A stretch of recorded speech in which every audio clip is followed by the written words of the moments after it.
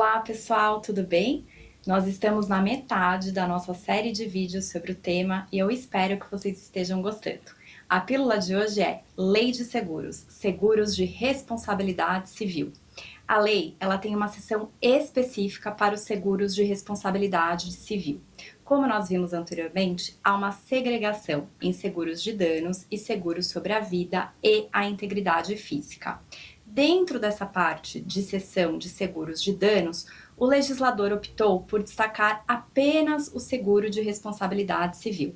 Ou seja, se nós procurarmos no decorrer da lei, nós não iremos identificar seção específica para outros seguros, apenas para seguros de danos em geral e seguros de responsabilidade civil, além dos seguros sobre a vida e integridade física. Mas não há seção específica de property, compreensível empresarial ou mesmo de seguro de transporte. Então, o seguro de responsabilidade civil, ele ganha esse destaque com cerca de 10 artigos dedicados especificamente a esse ramo.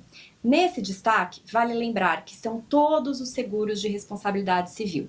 Então, seguros de responsabilidade civil geral, seguros de responsabilidade civil profissional, famoso E&O, seguros de D&O e entre tantos outros seguros de GRC.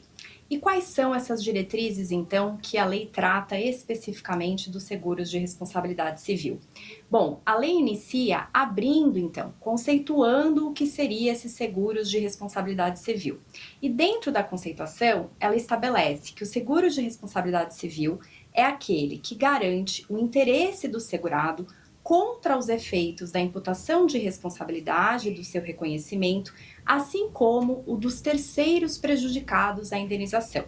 Então, é possível verificar que na primeira parte do artigo, a lei conceitua e tutela o patrimônio do segurado, a proteção que o seguro de responsabilidade civil tem no patrimônio do segurado. Mas na segunda parte do artigo, a lei refere-se especificamente ao interesse dos terceiros prejudicados à indenização. Ora, quem seriam esses terceiros? A vítima. Então, isso pode trazer consequências, já que, pelo menos até a dinâmica atualmente conhecida, o seguro de responsabilidade civil, ele protege o patrimônio do segurado. Mas aqui a lei abre esse conceito, tutelando também o interesse do terceiro. E aí coloca que o limite máximo de garantia pode ser exaurido com a reclamação de um único terceiro prejudicado pelo segurado ou alguns poucos terceiros. Ainda existe uma disposição específica tratando de gastos com defesa, então a famosa cobertura para custos de defesa. O artigo, ele diz que na garantia de gastos com a defesa contra a imputação de responsabilidade, deve ser estabelecido um limite específico e diverso daquele destinado à indenização dos prejudicados. Traz ainda uma dinâmica de colaboração do responsável garantido pelo seguro que não colaborar com a seguradora ou praticar atos em detrimento de outros, responderá pelos prejuízos a que lhe der causa. Então, ele traz uma série de obrigações desse responsável garantido pelo seguro, que até é uma expressão diferente, que na verdade aqui a gente só pode interpretar que seria o próprio segurado, mas que traz ali algumas questões oriundas do dever de colaboração. Então, por exemplo, informar prontamente a seguradora das comunicações recebidas que possam gerar reclamações futuras, fornecer documentos e outros elementos a que tiver acesso que lhe forem solicitados pela seguradora, comparecer aos atos processuais para os quais for intimado, assim como abster-se de agir em detrimento dos direitos e da pretensão da seguradora. E a famosa relação da vítima e da seguradora, como fica?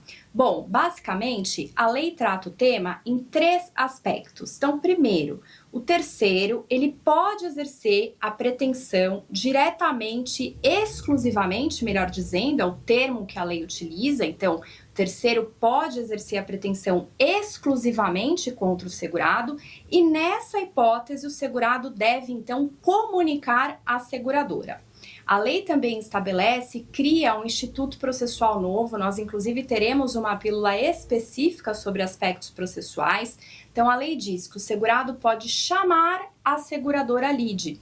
E hoje, o chamamento ao processo estabelecido no Código de Processo Civil, ele implica necessariamente solidariedade. Mas a lei traz um novo instituto porque ela diz que o segurado pode chamar a seguradora a lide sem solidariedade. Então, é um instituto do chamamento ao processo, porém sem solidariedade. A lei ainda ela consagra também a ação direta dos prejudicados contra a seguradora, mas limitando esse direito de ação direta desde que em litisconsórcio passivo com o segurado, como já ocorre na súmula 529 do STJ, Superior Tribunal de Justiça.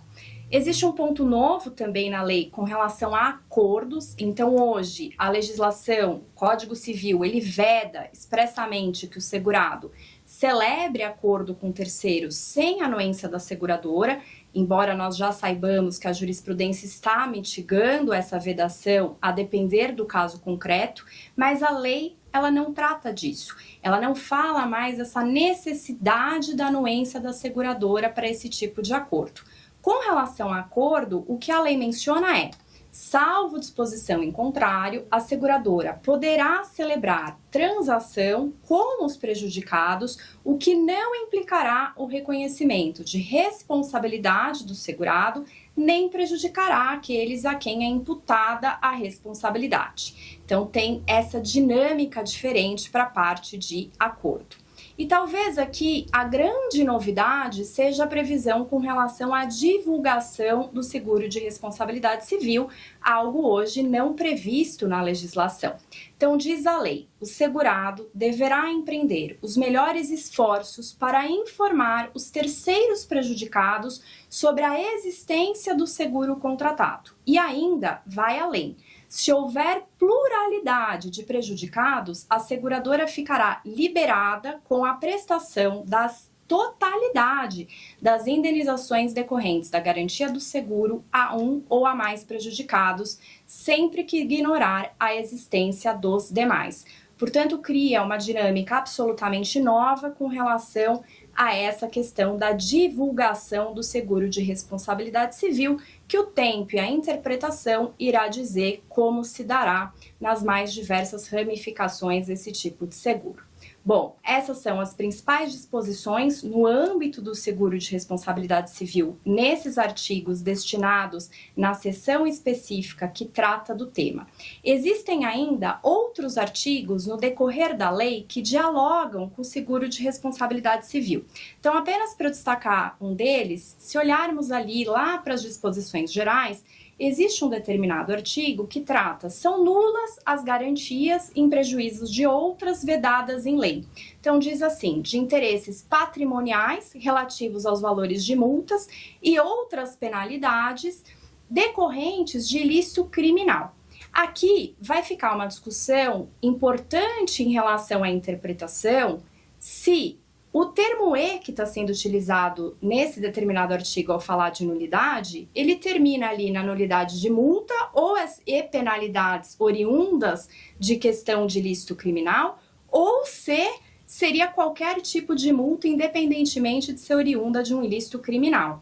Por isso que, novamente repito, é importantíssimo o processo de interpretação da lei, na medida que, por um longo período, nós sabemos disso, quem milita na área, as coberturas de multa, elas foram objeto de intenso debate, até serem de fato possibilitadas e pacificadas essa possibilidade de cobertura de multa, que é comumente utilizada. Então é mais um ponto extremamente relevante para o processo de interpretação da lei e de regulamentação em produtos para evitar qualquer tipo de retrocesso. Bom, são muitos os aspectos envolvendo não apenas o seguro de responsabilidade civil, como tantos os outros, e seguimos. Espero vocês na Pílula 6. Obrigada, até lá e um grande abraço.